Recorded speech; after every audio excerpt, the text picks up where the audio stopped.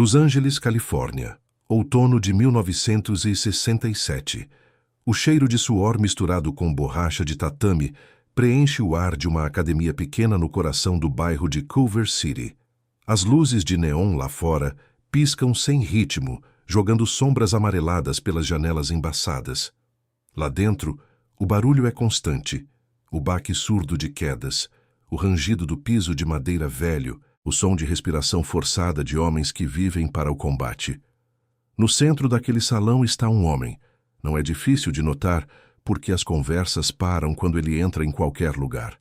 Jake Morrison, conhecido por todos na comunidade de artes marciais de Los Angeles, simplesmente como The Wall, a parede, tem 1,93 m de altura, 106 quilos de músculo sólido, esculpido por 16 anos de treinamento diário.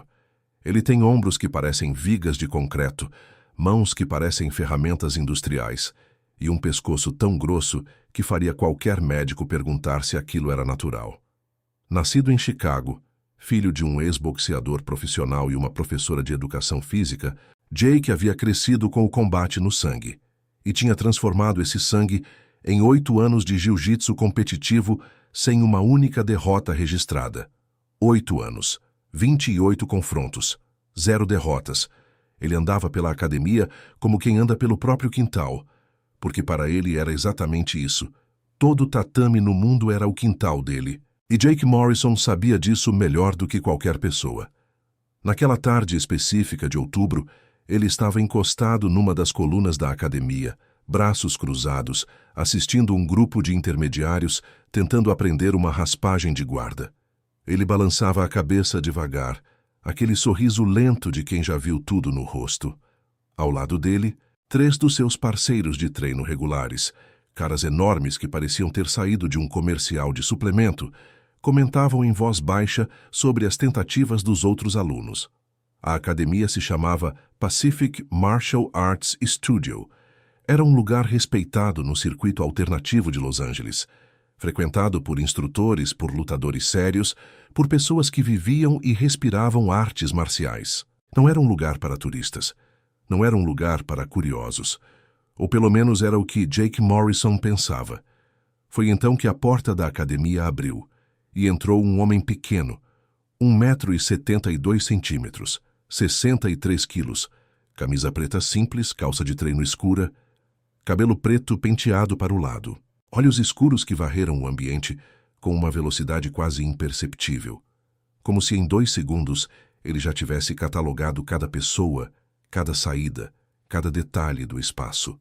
Havia algo na forma como ele se movia que era difícil de nomear. Não era arrogância, não era timidez. Era algo mais estranho do que qualquer uma das duas coisas. Era como se aquele homem pequeno ocupasse exatamente o espaço que queria ocupar, nem mais nem menos, e que esse espaço fosse, de alguma forma, exatamente o suficiente. Jake o viu e sorriu. Porque para Jake Morrison, treinado desde criança para ler oponentes pelo tamanho, pela postura, pela massa muscular, aquele homem parecia exatamente o que qualquer lutador experiente pensaria ao primeiro olhar. Parecia um extra de filme que tinha entrado no estúdio errado. Parecia alguém que confundiu o endereço. Parecia, acima de tudo, alguém que não representava nenhuma ameaça concebível para um homem do tamanho e da experiência de Jake Morrison. Mas aquele homem pequeno não tinha entrado no lugar errado. Aquele homem nunca entrava no lugar errado. Aquele homem era Bruce Lee. E o que aconteceu nos próximos 17 segundos sobre aquele tatame iria mudar para sempre a forma como Jake Morrison entendia o que significava ser forte, o que significava ser um lutador, o que significava, no fundo, ser invencível. Fica até o final desse vídeo, porque essa não é só uma história sobre Bruce Lee. Essa é uma história sobre todo mundo que já foi chamado de pequeno demais, fraco demais, fora do lugar. É sobre o que acontece quando a arrogância mais convicta encontra a maestria mais pura e percebe, tarde demais, que escolheu a batalha errada. Antes de continuar, se inscreve no canal agora, ativa o sininho e deixa o like. Me conta nos comentários. Você já foi subestimado por causa do seu tamanho, da sua aparência ou de qualquer coisa que alguém julgou antes de te conhecer de verdade? Escreve aí embaixo, porque essa história é exatamente sobre esse sentimento. Vamos voltar para aquele outono de 1967. Para entender o verdadeiro peso do que aconteceu naquele dia, você precisa entender o contexto completo. Não só quem eram esses dois homens, mas o mundo em que eles existiam. Porque sem esse contexto, o que aconteceu naquele tatame parece apenas uma história de luta. E não era. Era muito mais do que isso. Os Estados Unidos de 1967 eram um país em ebulição. O movimento pelos direitos civis estava no auge. As ruas de várias cidades ainda carregavam as cicatrizes dos conflitos do verão anterior. E em meio a toda essa turbulência, havia um preconceito específico, que raramente era discutido em voz alta, mas que estava presente em absolutamente todos os ambientes, especialmente nos ambientes esportivos e de combate. O preconceito contra os asiáticos. Existia naquela época, e ainda existe hoje em formas mais sutis, uma narrativa amplamente aceita de que homens asiáticos eram, por definição, fisicamente inferiores. Eram vistos como intelectualmente competentes, talvez, mas corporalmente frágeis. Bons para trabalhar, bons para estudar, bons para cozinhar, mas não para lutar. Não de verdade, não contra homens de verdade. Essa narrativa era tão profundamente enraizada que chegava a ser automaticamente associada a qualquer homem asiático que ousasse entrar em espaços de combate. E não era só uma questão de opinião individual. Era uma expectativa coletiva, quase institucionalizada. Bruce Lee sabia disso. Não só sabia, havia vivido isso. Todos os dias. Desde que tinha chegado aos Estados Unidos como estudante universitário em Seattle, em 1959.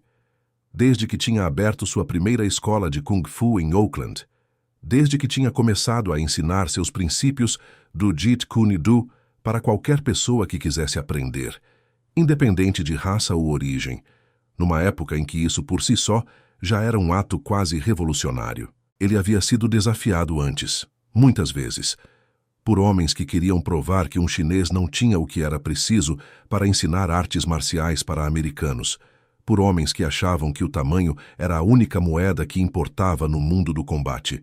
E todas as vezes, sem exceção, Bruce Lee havia respondido da única forma que considerava apropriada, não com palavras, não com argumentos, com o tatame. Mas Bruce Lee, em 1967, não era mais apenas um jovem instrutor tentando se provar. Ele já tinha 27 anos, já tinha desenvolvido o que chamava de Jeet Kune Do, o caminho do punho interceptador, uma filosofia de combate que rompia completamente com todas as tradições das artes marciais clássicas. Enquanto o Kung Fu tradicional era cheio de formas fixas, de padrões estabelecidos, de movimentos estilizados que priorizavam a aparência tanto quanto a eficiência, o Jeet Kune Do, de Bruce Lee, era o oposto absoluto disso. Era direto, era brutal na sua economia de movimento, era, acima de tudo, adaptável, como água, como ele mesmo costumava dizer. E havia algo mais que poucos adversários entendiam antes de ser tarde demais. Bruce Lee havia passado os últimos anos não apenas treinando artes marciais.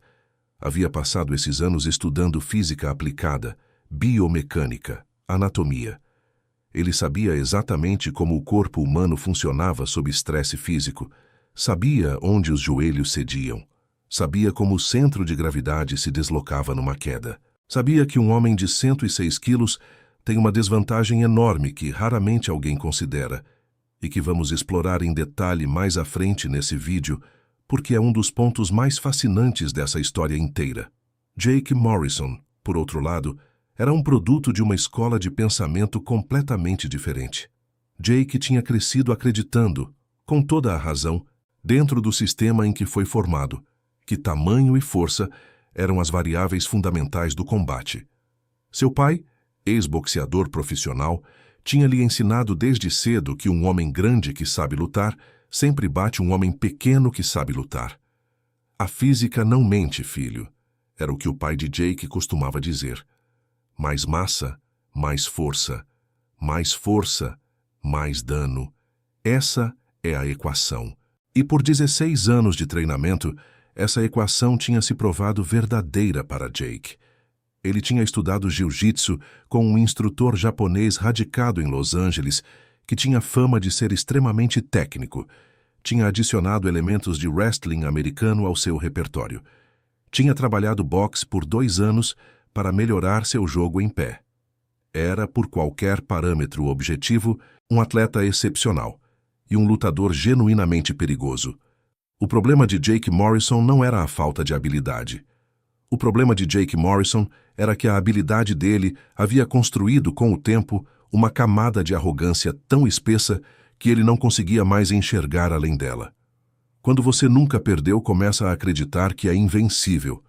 E quando você acredita que é invencível, começa a cometer o erro mais perigoso que existe no mundo do combate. Você para de aprender, para de questionar, para de considerar que existe algo além do que você já sabe. Jake Morrison tinha parado de aprender. Ele não sabia disso ainda. Ia descobrir em 17 segundos.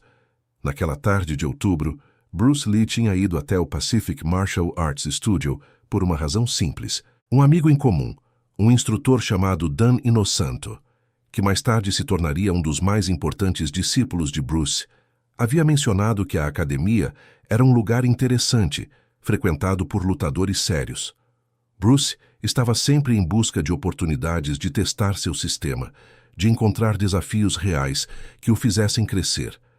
Ele não ia até aquela academia para provar nada, ia para aprender.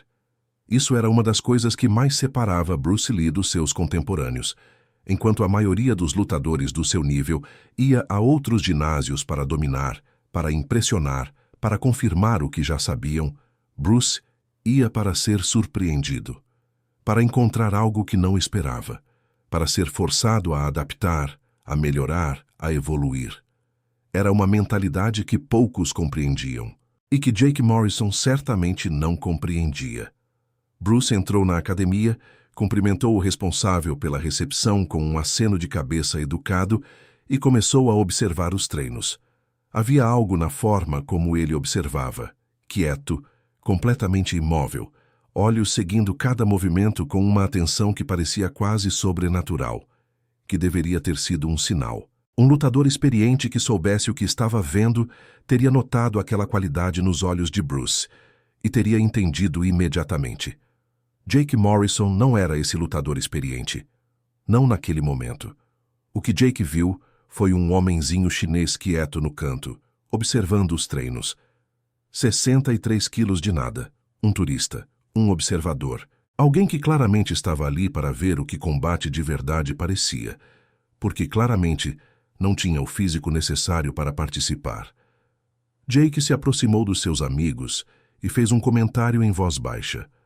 O riso que se seguiu foi suficientemente alto para ser ouvido por toda a academia. Bruce Lee ouviu. E aqui está algo que a maioria das histórias sobre Bruce Lee não conta corretamente. Bruce Lee não era um homem que ignorava provocações por frieza. Ele era um homem que escolhia quando e como responder. Havia uma diferença enorme entre as duas coisas. A frieza implica a ausência de reação emocional. O que Bruce tinha era algo mais sofisticado. Era a capacidade de usar a emoção como combustível sem deixar que ela controlasse o leme. Ele virou devagar. Olhou para Jake Morrison com aquela expressão que quem conhecia bem descrevia como completamente serena e completamente presente ao mesmo tempo. Não havia raiva visível. Não havia intimidação tentada. Havia apenas atenção. "Você pratica jiu-jitsu?" Bruce perguntou. Sua voz era suave, quase casual. Jake se afastou da coluna onde estava encostado. Cruzou os braços. Olhou para baixo, literalmente para baixo, porque havia uma diferença de 21 centímetros entre eles, para aquele homem pequeno que tinha acabado de lhe fazer uma pergunta. "Há 16 anos", Jake respondeu, sem uma derrota. Bruce acenou com a cabeça levemente. "Eu sei um pouco sobre combate também", disse ele. "Se você tiver interesse em trabalhar um pouco juntos, seria uma honra." E aí aconteceu algo que, em retrospecto, deveria ter servido de aviso para Jake Morrison. Bruce Lee disse aquilo com um sorriso nos lábios, Não um sorriso arrogante. Não um sorriso de desafio. Era um sorriso que, se você soubesse o que estava vendo, reconheceria imediatamente. Era o sorriso de alguém que já sabe o final da história. Jake Morrison não reconheceu esse sorriso. Ele viu um homenzinho de 63 quilos que tinha a audácia de convidá-lo para o tatame. E sentiu aquela sensação familiar que todo lutador grande conhece bem. Aquela mistura de condescendência e curiosidade levemente irritada de quem pensa: sério? Você? Para mim? Claro, Jake disse, desdobrando os braços e caminhando em direção ao tatame central. As conversas na academia pararam. Todo mundo havia visto Jake treinar. Todo mundo sabia o que Jake Morrison era capaz de fazer no tatame. E todo mundo, sem exceção, estava olhando para aquele homem pequeno de camisa preta e pensando a mesma coisa. Isso vai ser feio. Mas então algo aconteceu que mudaria tudo. Jake chegou ao centro do tatame e assumiu sua postura de combate. Era uma postura impressionante.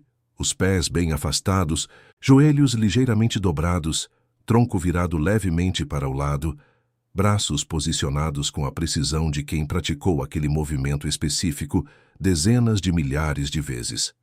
Havia uma solidez naquela postura que fazia sentido visual imediato. Ele parecia uma construção, uma fortaleza humana. Bruce Lee chegou ao tatame e fez algo que ninguém na sala esperava. Não assumiu nenhuma postura. Ficou simplesmente de pé. Em pé e completamente relaxado, os braços levemente afastados do corpo, o peso distribuído de forma que parecia casual, quase descuidada. Como alguém esperando um ônibus, como alguém ouvindo música, como qualquer coisa menos alguém prestes a enfrentar um homem que pesava 43 quilos a mais do que ele e tinha 16 anos de treinamento no currículo. Um dos amigos de Jake cochichou algo para o outro. Mais risadas abafadas. Jake Morrison olhou para aquele homem pequeno e relaxado na sua frente e tomou uma decisão que parecia completamente óbvia naquele momento. Ia terminar isso de forma limpa e rápida. Ia mostrar respeito suficiente para não machucar ninguém, mas ia deixar absolutamente claro, sem drama e sem crueldade desnecessária, que havia uma diferença fundamental entre pessoas que realmente sabiam lutar e pessoas que achavam que sabiam. Jake ia fazer isso em 3 movimentos, no máximo 4. Ele não fez. Porque o que aconteceu a seguir aconteceu de uma forma que ninguém naquela sala jamais esqueceu. Primeiro segundo. Jake avançou com a entrada de queda que havia executado perfeitamente em 28 lutas competitivas. Era uma entrada poderosa, baixa, com todo o seu peso e momentum direcionados para a frente. O tipo de movimento que, quando executado por um homem de 106 quilos com experiência real, é genuinamente difícil de defender para qualquer lutador do mundo. Qualquer lutador do mundo que esteja onde você espera que esteja. Bruce Lee não estava lá. Não houve um desvio dramático. Não houve um salto espetacular. Houve um deslocamento lateral de menos de 30 centímetros. 1,5 passos, com um timing tão preciso que parecia não fazer sentido físico. Jake passou por onde Bruce tinha estado menos de 1 segundo antes, e por uma fração de momento, a sala inteira processou o que tinha acabado de ver. O ar que Jake cortou não encontrou nada. Segundo. Jake se reequilibrou com a velocidade de um atleta de elite que era. Girou, buscou o alvo e lançou o que era, objetivamente, um dos seus movimentos mais fortes. Uma agarrada de clinch que vinha de cima, aproveitando sua superioridade de altura e massa para forçar o oponente para baixo e então controlar. Era um movimento que havia funcionado todas as 28 vezes anteriores. Desta vez, os braços de Jake fecharam sobre o ar. Bruce havia se curvado, não para baixo, mas para o lado, quase como se seu corpo fosse feito de material diferente do de qualquer outro ser humano. Como se as articulações dele operassem em ângulos que não existiam no corpo de mais ninguém. E no momento em que Jake fechava os braços sobre o nada, a mão direita de Bruce estava apoiada levemente, como uma pluma, no cotovelo esquerdo de Jake. Um toque, nada mais. Mas Jake sentiu. Sentiu porque aquele toque era no lugar exato onde, se houvesse intenção por trás dele, um movimento de alavanca poderia ter terminado a luta naquele segundo. Jake sabia isso. Ele era um lutador experiente, conhecia a anatomia, conhecia pontos de controle. E por um décimo de segundo, Jake Morrison parou. Não muito, quase imperceptivelmente, mas parou. E Bruce Lee já havia se afastado de volta àquela postura relaxada, os olhos no rosto de Jake com aquela expressão de atenção calma e serena. Terceiro segundo. Jake sentiu alguma coisa que não estava acostumado a sentir. Era difícil nomear exatamente. Não era medo. Jake Morrison não conhecia medo no tatame. Era algo mais perturbador do que medo, na verdade. Era confusão. A sensação de que as regras que ele tinha passado 16 anos internalizando não estavam se aplicando da forma que deveriam. Onde estava o homem? Como ele estava se movendo assim? Não havia nenhum sinal, nenhum telegrama do movimento, nenhuma tensão muscular prévia que Jake conseguisse ler.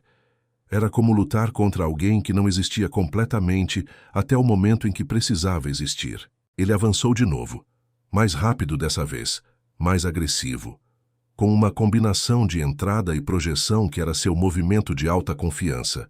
O tipo de coisa que você usa quando precisa terminar um combate de forma decisiva. Bruce se deslocou para o lado oposto ao esperado. E desta vez, quando Jake passou, ele sentiu uma pressão suave nas costas. Uma mão aberta, gentil quase, no meio das costas, que poderia ter sido uma explosão de força projetando ele para frente e para baixo. Não foi. Bruce apenas tocou, mas o toque estava lá. O controle estava lá. A capacidade estava completamente presente. Quarto segundo. Jake se virou com velocidade genuína. Sua respiração estava ligeiramente mais pesada, não de cansaço físico, mas daquela adrenalina específica que sobe quando a situação não está evoluindo como o seu cérebro previu. Ele estava comprometido agora. Não havia mais condescendência. Havia apenas o combate. Ele baixou o centro de gravidade ainda mais. Ficou ainda mais sólido, ainda mais estável. Se o problema era velocidade e desvio, a solução era eliminar o espaço, aproximar, usar o peso, usar a massa, usar o que a física lhe dava de graça simplesmente por ele ser quem era. Era um raciocínio que fazia sentido perfeito. Contra qualquer outro lutador no mundo, teria funcionado. Quinto segundo. Jake avançou em câmera lenta comparado ao que veio a seguir. O que Bruce Lee fez nos próximos 12 segundos foi uma das demonstrações mais precisas de física, aplicada ao combate que qualquer pessoa naquela academia jamais havia testemunhado. Não foi espetacular no sentido cinematográfico. Não houve voos, não houve golpes dramáticos, não houve nenhum som de impacto. Foi o oposto do espetacular. Foi silencioso, limpo, absolutamente inevitável, como água descendo uma montanha que não força, não ataca, simplesmente encontra o caminho que já estava lá. Cada vez que Jake tentava fechar o espaço, Bruce já havia saído desse espaço. Cada vez que Jake tentava usar o peso, Bruce estava em um ângulo onde o peso não encontrava resistência para se converter em força. Cada entrada de Jake era usada contra ele. Não com golpes, não com dor, mas com a simples redireção do seu próprio momentum, como um rio sendo gentilmente desviado por uma pedra que ele nem sabia que estava lá. 10º segundo. Jake Morrison estava respirando pesado, não de exaustão. 10 segundos não esgotam um atleta do seu nível. Estava respirando pesado, porque seu sistema nervoso estava processando algo que seu cérebro não conseguia organizar em categorias conhecidas. Estava processando a experiência completamente alienígena de atacar com tudo que tinha e não encontrar absolutamente nada. 15º segundo. Jake tentou uma das suas entradas mais complexas, uma sequência que combinava uma finta, uma mudança de nível e uma projeção lateral que havia encerrado algumas das suas lutas mais difíceis. Era o tipo de movimento que requeria que o oponente reagisse à finta para funcionar. Bruce não reagiu à finta. Bruce simplesmente não estava onde a finta esperava que ele estivesse. E quando Jake completou o movimento, desequilibrado pelo próprio peso e momentum sem encontrar resistência, ele sentiu 2 dedos. 2 dedos de Bruce Lee pousaram na lateral do seu pescoço com a leveza de alguém apontando algo de interesse em um museu, e Jake Morrison soube. Ele soube com a certeza absoluta de um lutador experiente que compreende anatomia, que aqueles 2 dedos, naquele ponto exato do pescoço, com aquela pressão, representavam não um toque gentil, mas o fim de qualquer combate que Bruce Lee escolhesse terminar. 17º segundo.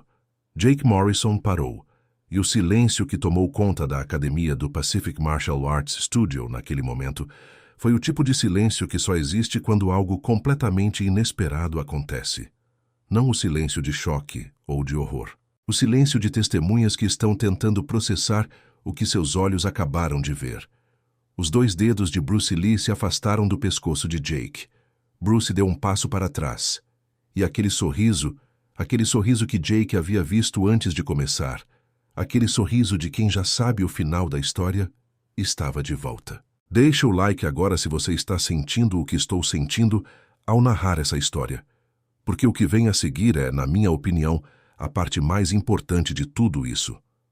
Jake Morrison ficou parado por um momento que pareceu muito mais longo do que foi.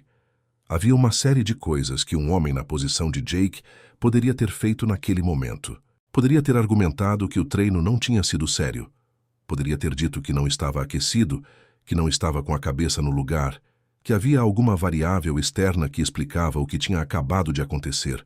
Poderia ter rido de forma forçada e mudado de assunto. Poderia ter feito qualquer uma das coisas que o orgulho de um homem que nunca perdeu sugeriria como mecanismo de defesa. Jake não fez nenhuma dessas coisas, porque Jake Morrison, apesar de todos os seus pontos cegos, era no fundo um homem que havia chegado onde chegou por uma razão real, e essa razão era que ele tinha enterrado sob toda a camada de arrogância que os anos de vitória haviam construído. Um amor genuíno pelo combate. Um respeito real pelo que o combate de verdade significava. E o que tinha acabado de acontecer não havia sido apenas uma derrota técnica. Havia sido uma revelação. Jake Morrison olhou para Bruce Lee por um longo momento. Depois olhou ao redor da sala. Os outros lutadores estavam quietos, cada um processando a seu modo o que tinha visto. Depois voltou os olhos para Bruce. Eu não consegui tocar em você uma única vez, Jake disse. Não era uma pergunta. Era uma constatação carregada de algo que, vindo de Jake Morrison, soava quase estranho. Soava como humildade. Você tentou, Bruce respondeu, e cada tentativa estava melhorando. Era uma coisa extraordinária de se dizer. Jake havia tentado 5 vezes em 17 segundos e não havia chegado nem perto. E Bruce estava dizendo que estava melhorando, não como condescendência, como observação genuína de um professor que estava assistindo, simultaneamente ao combate, as possibilidades de aprendizado. Como você faz isso? Jake perguntou. E Bruce Lee sentou no tatame, não numa posição formal, não num ato de cerimônia. Simplesmente sentou com a facilidade de alguém que se sente em casa em qualquer superfície. E começou a falar. O que Bruce disse naquele dia foi preservado nos relatos de várias das pessoas que estavam presentes. Não palavra por palavra, porque memória não funciona assim, mas a essência do que ele disse foi transmitida com consistência suficiente para reconstruir. Você pesa 43 quilos a mais do que eu, Bruce começou. Isso é uma vantagem enorme em certas condições, mas você notou algo. Cada vez que você tentou usar esse peso, você precisava de um ponto de apoio para converter massa em força.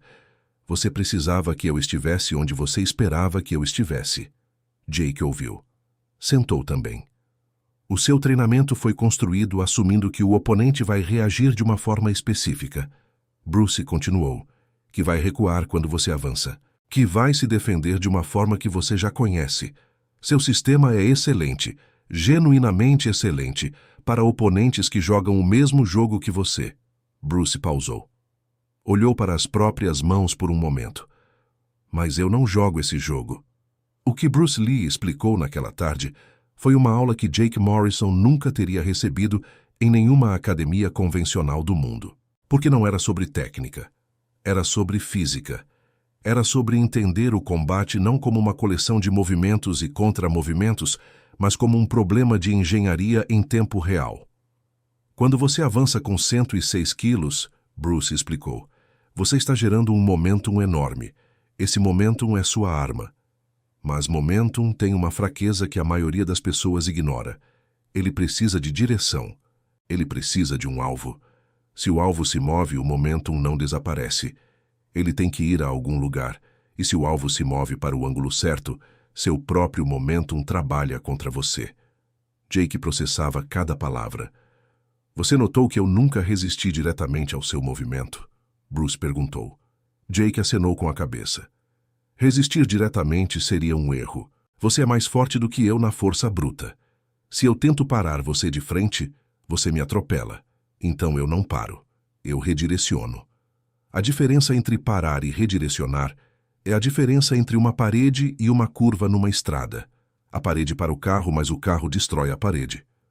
A curva muda a direção do carro sem parar nenhum dos dois. Havia um silêncio de concentração genuína no estúdio inteiro agora. Não só Jake estava ouvindo, todo mundo estava ouvindo. E o centro de gravidade, Bruce continuou. Você é alto e isso é uma vantagem em alcance, mas também significa que seu centro de gravidade está mais alto. Uma pessoa com centro de gravidade mais alto precisa de mais espaço para se reequilibrar quando perde o equilíbrio. Eu sei onde fica o seu centro de gravidade. Eu sei quanto espaço você precisa para se recuperar. Então eu nunca deixo você ter esse espaço. Jake ficou quieto por um longo momento. Quanto tempo levou para você aprender tudo isso? Ele finalmente perguntou. Bruce considerou a pergunta com seriedade.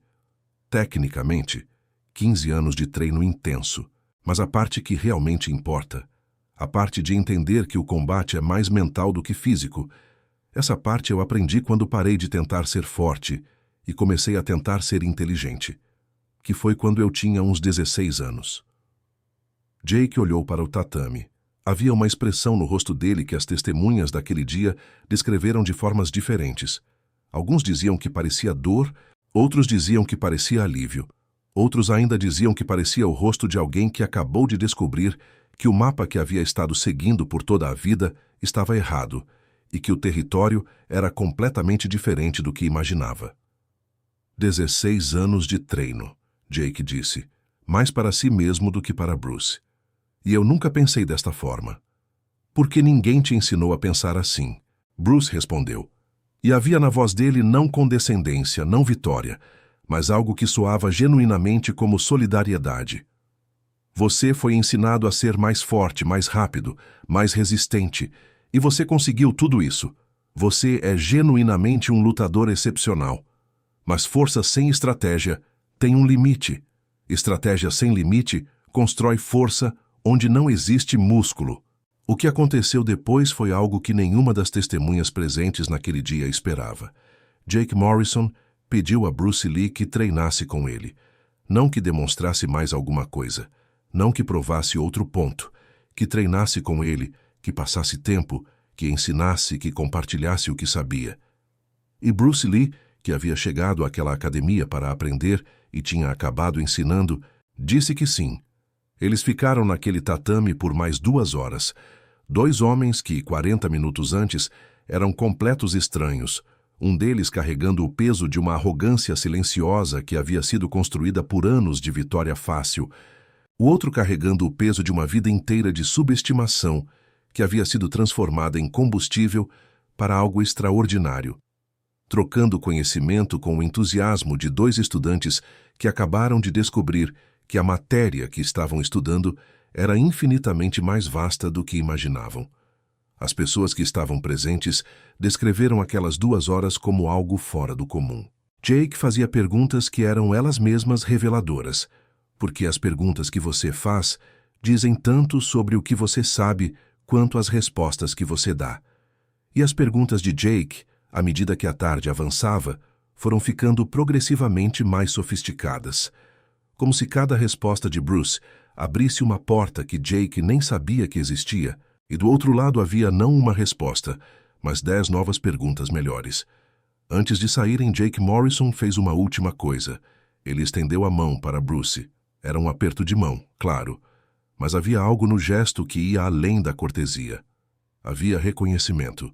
O reconhecimento de um guerreiro que havia encontrado pela primeira vez em muito tempo, alguém que o havia superado de uma forma que ele não podia questionar, não podia racionalizar, não podia atribuir a circunstâncias externas. Havia sido superado com clareza, com elegância, sem crueldade. E essa combinação, clareza mais elegância, mais ausência de crueldade, era algo que Jake Morrison nunca havia experimentado antes. Suas vitórias anteriores tinham sido claras, sim, mas tinham sido claras com peso, com força, com aquela inevitabilidade brutal de uma máquina maior esmagando uma menor. O que Bruce havia feito era diferente. Era mais parecido com arte do que com combate. Era mais parecido com uma demonstração do que com uma luta. "Você vai estar aqui amanhã?" Jake perguntou. Bruce Lee sorriu, aquele mesmo sorriso de quem sabe o final da história. "Depende", ele disse. "Você vai ter perguntas melhores amanhã do que tinha hoje?" Jake Morrison riu. Pela primeira vez naquela tarde, foi um riso completamente genuíno. "Vou tentar", ele disse. Nos meses que se seguiram, Jake Morrison mudou a forma como treinava. Não abandonou o jiu-jitsu. Continuava sendo a base de tudo o que fazia. E continuava sendo excepcional nele. Mas começou a estudar física de forma séria. Começou a pensar em cada movimento, não em termos de força, mas em termos de alavanca, de ângulo, de momentum e redirecionamento. Começou a treinar com parceiros menores, com a instrução específica de que eles deveriam tentar o máximo possível usar o tamanho dele contra ele, para que ele aprendesse onde estavam os pontos cegos que havia ignorado por todos aqueles anos. E algo interessante aconteceu. Jake Morrison ficou melhor. Não apenas um pouco. Ficou significativamente melhor, com uma qualidade diferente de habilidade, mais fluida, mais adaptável, mais inteligente. A força continuava lá, a massa continuava lá, mas agora havia estratégia construída sobre elas, e o resultado era um lutador que era genuinamente mais completo do que o que havia entrado naquela academia naquele outubro de 1967. Jake costumava contar essa história anos depois, não como uma história de derrota, como uma história de libertação. "Eu passei 16 anos acreditando que sabia o que era combate", ele dizia. "E então um homem de 63 quilos me mostrou que eu não sabia nada. E foi a melhor coisa que já me aconteceu. Mas agora eu preciso te fazer uma pergunta. Por que essa história importa? Não só para lutadores, não só para quem pratica artes marciais. Para qualquer pessoa que está assistindo esse vídeo agora. A resposta é que ela importa porque Jake Morrison não é uma pessoa específica. Jake Morrison é uma mentalidade.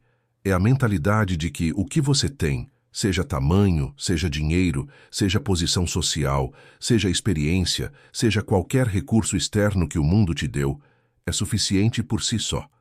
É a mentalidade de que acúmulo substitui pensamento, de que quantidade substitui qualidade. E Bruce Lee, naqueles 17 segundos, não apenas derrotou um lutador maior. Ele demonstrou de forma que não deixava espaço para a argumentação que essa mentalidade tem um limite, que chega um momento em que a força sem inteligência encontra a inteligência aplicada com precisão, e o resultado é sempre o mesmo. Não é sobre quanto você pesa, é sobre o quão precisamente você aplica o que tem. Não é sobre quanto você tem, é sobre o quão inteligentemente você usa o que tem. Não é sobre tamanho, é sobre timing. Bruce Lee sabia disso porque havia sido forçado a saber. Toda a vida, em todos os ambientes, havia sido o menor da sala, o mais leve, o mais desconsiderado. E em vez de tentar se tornar grande, em vez de tentar imitar o que os outros tinham, havia invertido completamente a lógica. Havia transformado a subestimação em invisibilidade estratégica. Havia transformado o descaso dos outros em uma vantagem que ninguém via vindo porque ninguém acreditava que podia existir. Era a malandragem mais sofisticada possível. Não o tipo de malandragem que engana, que usa atalhos. O tipo de malandragem que vê o tabuleiro de forma diferente, que joga um jogo que o oponente nem sabe que está sendo jogado. E o contexto racial que envolvia tudo isso, o preconceito silencioso que dizia que um homem asiático não tinha lugar no mundo do combate, que era fisicamente inferior por definição, que estava fora do seu elemento em qualquer tatame americano. Esse contexto tornava cada demonstração de Bruce Lee não apenas uma vitória individual, mas um argumento articulado não em palavras, mas em ação. O argumento era simples. O que vocês pensam que sabem sobre quem tem valor está errado. E posso provar. E provava. Sempre. Todas as vezes. Em 17 segundos ou menos. Há uma última coisa sobre essa história que eu acho importante compartilhar.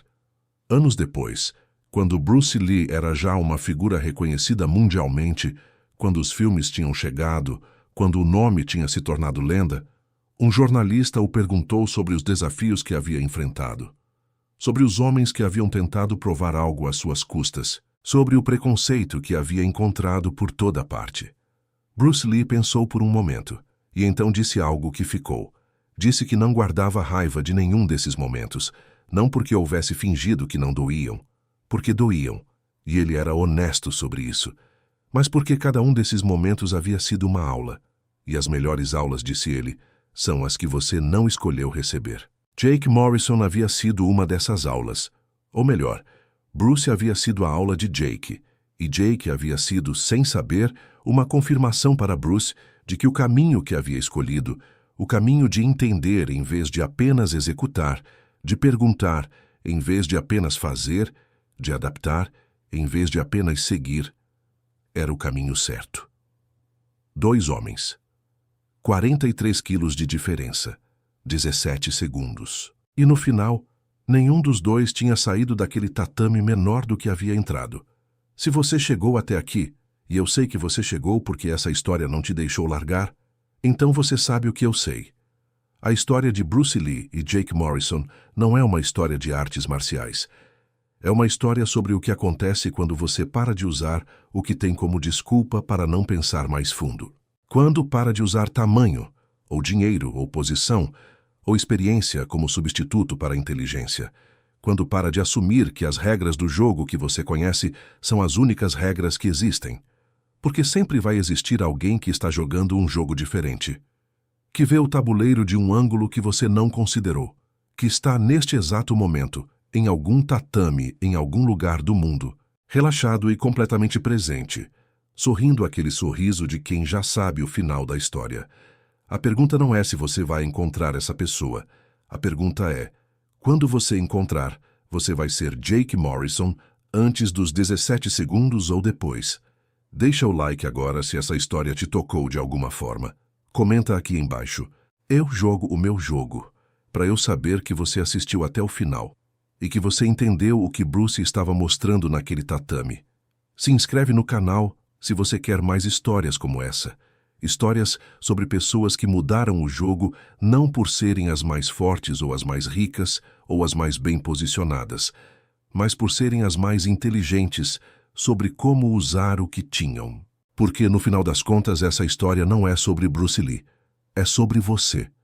É sobre a próxima vez que alguém olhar para você e ver o Jake Morrison que eram antes de entrar naquele tatame. E o que você vai fazer com isso?